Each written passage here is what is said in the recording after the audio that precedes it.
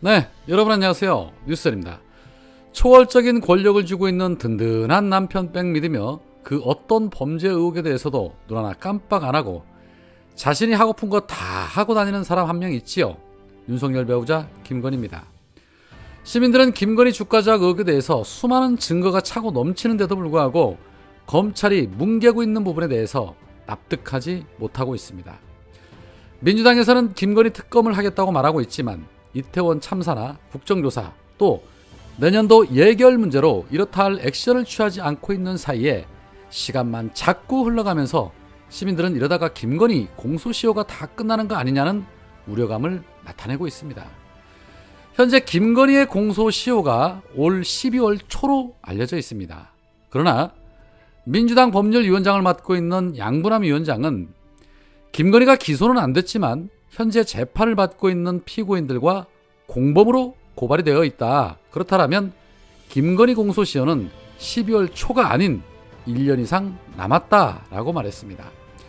일각에서는 권오수와 김건희의 공범 관계가 입증되지 못하면 공소시효가 만료된다라는 주장도 있는데 민주당에서 이렇다 할 액션을 취하지 않는 것으로 보아 공소시효가 1년 더 남았다는 말이 더 신빙성이 있어 보입니다.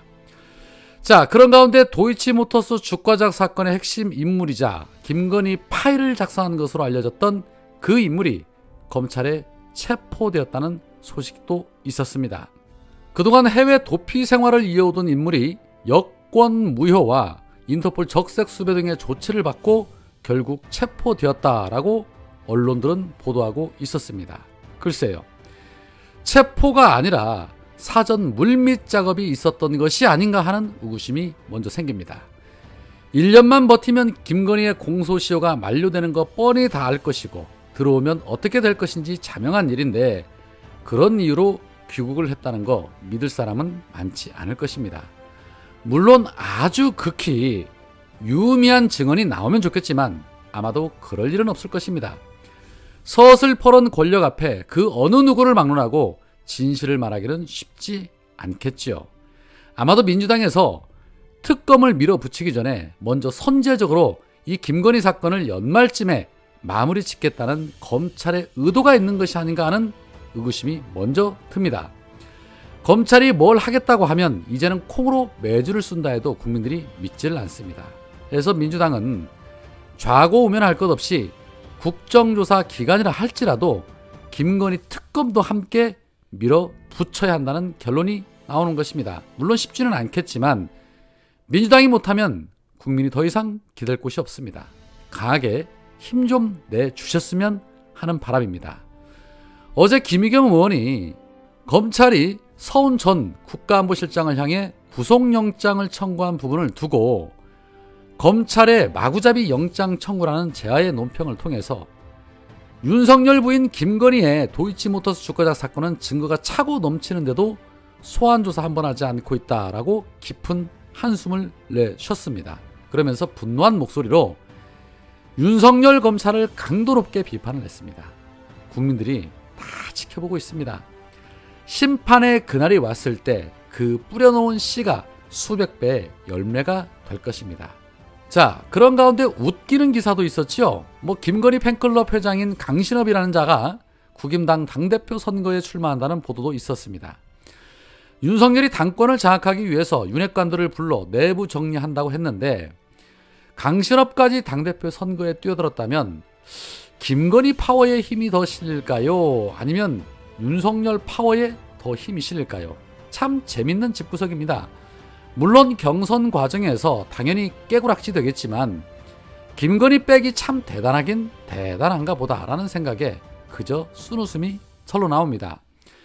자, 한편 검언유착 사건으로 한동훈의 휴대폰을 압수수색하려다가 한동훈으로부터 독직 폭행을 당했다고 기소당했던 정진웅 검사가 결국 무죄 확정 판결을 받았습니다. 너무나도 당연한 결과지만 그동안 많이 힘들었을 것입니다.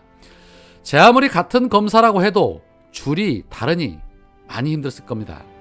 이 같은 판결 소식에 이정현 검사장은 한동훈을 겨냥해 돌발 사건임에도 한동훈이 채널A 사건 수사의 정당성을 훼손하기 위해서 검사의 적법한 공무집행 행위를 고의를 가진 악의적인 권력의 폭력인 것처럼 규정하고 고발을 했다.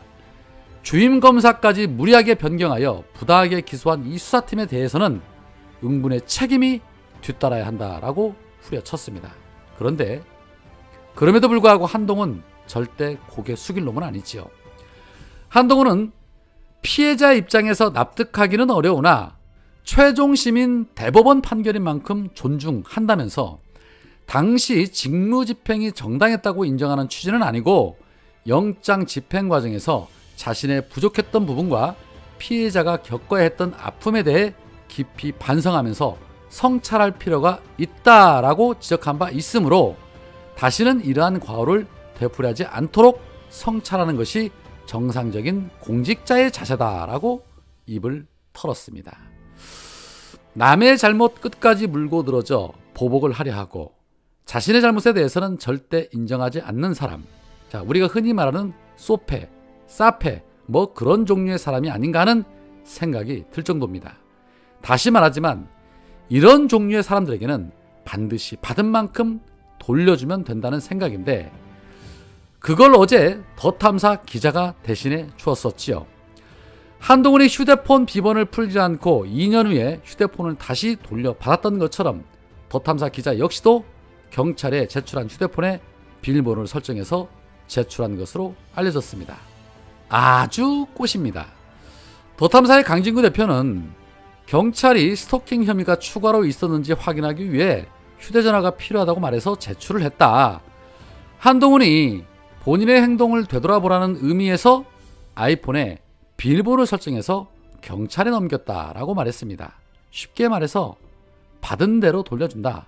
너도 엿 한번 먹어봐라. 뭐 이런 것입니다. 정말 속이 다 시원합니다. 역시 강진구 기자입니다.